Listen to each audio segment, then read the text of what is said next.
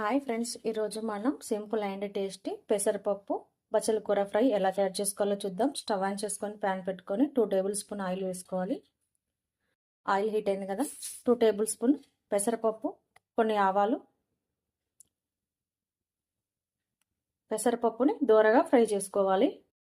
పెసరపప్పు దోరగా ఫ్రై అయిపోయింది కదా, దాంట్లో ఎల్లిపాయలు కొన్ని, పచ్చిమిర్చి,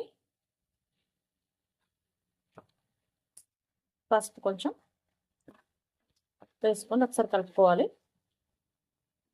దాంట్లోనే రుచికి సరిపడా సాల్ట్ వేసుకోవాలి.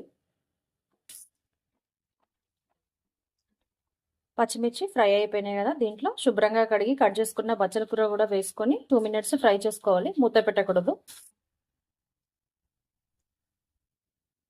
బచ్చల కూర పెసరపప్పు ఫ్రై బాగా ఫ్రై అయిపోయింది కదా, స్టవ్ ఆఫ్ చేసుకొని సర్వింగ్ ప్లేట్లో తీసుకోండి.